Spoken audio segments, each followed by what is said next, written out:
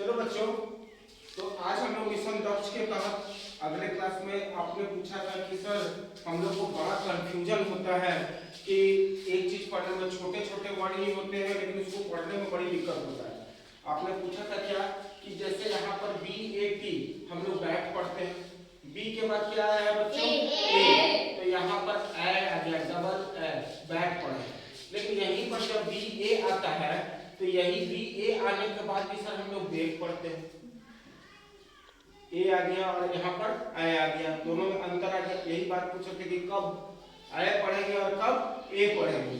उसके बाद यहाँ पर BA ही है सर, तो यहाँ पर बॉल हो गया, तो ओ लग गया, ए लग गया और ए लग गया। तो यही बहुत कंफ्यूजन आप लोग को था। चलिए आज हम लोग इसका निवारण करते हैं। और जब इंग्लिश पढ़ने समय कब बैट पढ़ेंगे, कब बैट पढ़ेंगे, कब बॉल पढ़ेंगे, कब पेन पढ़ेंगे, कब पीस पढ़ेंगे। चलिए यहाँ पर PE होने के कारण यहाँ पर पे आ गया और यहाँ पर PE होने के बाद क्या आ गया, P आ गया। P आ गया ना, आगे पढ़ेंगे वो अलग बात है, लेकिन दोनों में स्पेलिंग तो PE से ही शुरू हुआ, तो यहाँ पर भी पेस होना चाहिए था, लेकिन यहाँ पर क्या हो गया, पीस हो गया। तो यही चीज पढ़ने में आप लोगों को बहुत दिक्कत होती है ना, और जिसके कारण आप इंग्लिश पढ़ते पढ़ते बीच में रुक जाते हैं, क्योंकि हम लोग ककारा से पढ़े हैं, ककारा से पढ़े हैं तो ककारा में अब ये वर्ड आते हैं तो वहां पर की लगाएं कि कू लगाएं कि ए लगाएं। अब इसमें बहुत कंफ्यूजन हो जाता है, आप लोग इंग्लिश पढ़ने से दूर भागने लगते हैं। आज इस सब चीज को थोड़ा थोड़ा हम दूर करना चाहिए, ठीक है। आज का जो मिशन दक्ष है वो हमारे इसी टॉपिक पर है और इसी को हम लोग दूर कर देंगे, ठीक है। तो चलिए पहले हम लोग कुछ एग्जांपल को देख लेते हैं। तो यहाँ पर देखिए BAT क्या आ गया बाबू, bat, BAKE bat, BA double ball. तो यहाँ पर जब बॉल आ गया तो ये सब में देख रहे हैं क्या क्या दिक्कत आ रहा है। अब देखिए इसी तरह से BA वाला और कहीं वर्ड है, जैसे FAKE क्या आ गया, यहाँ पर HATE, यहाँ पर SAME। अब समझते हैं इसका कब हम लोग क्या लेंगे, आयताकार लेंगे, कब लेंगे एक का, और कब लगाएंगे और, ठीक है। कि इसका एक ही स्पेलिंग में अलग अलग कर होगा, तो ध्यान से सुनिए।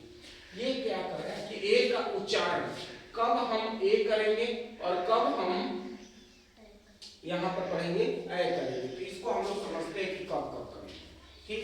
तो कह रहा है क्या कि जब दो कॉन्सोनेंट के बीच, कॉन्सोनेंट और वॉवेल जानते हैं बच्चे, वॉवेल क्या क्या होता है बताइए तो, A-E-I-O-U वॉवेल है, और इसके बाद जो बाकी बचे हुए अक्षर हैं अंग्रेजी के अल्फाबेट के, उनको क्या कहा जाता है, कॉन्सोनेंट। तो कह रहे हैं कि कोई स्पेलिंग अगर हम लिखें और उस स्पेलिंग लिखने में अगर दो कॉन्सोनेंट के बीच में ए आ जाए, दो कॉन्सोनेंट के बीच में ए आ जाए, तब हम लोग ए का प्रयोग करते हैं। तब हम लोग किसका प्रयोग करते हैं, और एक अपवाद भी है। पहले हम लोग मेन बात को समझ लेते हैं तब अपवाद को पढ़ेंगे। अब बताइए बाबू, बी यहाँ पर कॉन्सोनेंट है कि वॉवेल है, ए क्या है, वॉवेल, और टी क्या है, कॉन्सोनेंट। तो हमने क्या रूल बताया कि दो कॉन्सोनेंट के बीच में क्या आ जाए, ए आ जाए। तो यहाँ पर दोनों कॉन्सोनेंट के बीच में क्या है, ए है, तो यहाँ पर दोनों कॉन्सोनेंट के बीच में ए आने के चलते यहाँ पर जो ए है उसका उच्चारण क्या करेंगे, ये वाला उच्चारण करेंगे। क्या उच्चारण करेंगे, ए वाला, और इसी को हम लोग लिखते हैं ना इस तरह से, बिल्कुल, तो ए वाला हो जाएगा। तो बताइए दो कॉन्सोनेंट के बीच में ए आया तो इसको क्या पढ़ेंगे, बैट। क्या पढ़ेंगे, बैट। उसी तरह अब हम लोग और बहुत सारा एग्जांपल हम लोग ले सकते हैं। जैसे एक एग्जांपल लेते हैं CAP, दो कॉन्सोनेंट के बीच में क्या आ गया, ए, तो क्या पढ़ेंगे, कैट। क्या पढ़ेंगे, कैट। समझ में आया। अब इसी का अपवाद समझिए, यहाँ पर दो कॉन्सोनेंट है कि नहीं, एफ क्या है और के क्या है, और दोनों के बीच में वॉवेल आ गया, तो इसको हम लोग को पढ़ना चाहिए था फैक, लेकिन ये क्या है, फेक। अब फेक क्यों आ गया इसको समझेंगे। अगर दो कॉन्सोनेंट, इसी का एक अपवाद है उसके बारे में समझेंगे, नोट करके इसको हम लिखेंगे। है कि जब दो कॉन्सोनेंट के बीच में ए आए, क्या है, ए आए के बाद अगर अंत में ई आ जाए तो उसको हम उसका उच्चारण किसके थ्रू कैसे करते हैं, तो इसके थ्रू करते हैं। इसको क्या पढ़ते हैं बाबू, ए मतलब इसके ऊपर एक ले, उसके ऊपर एक ले।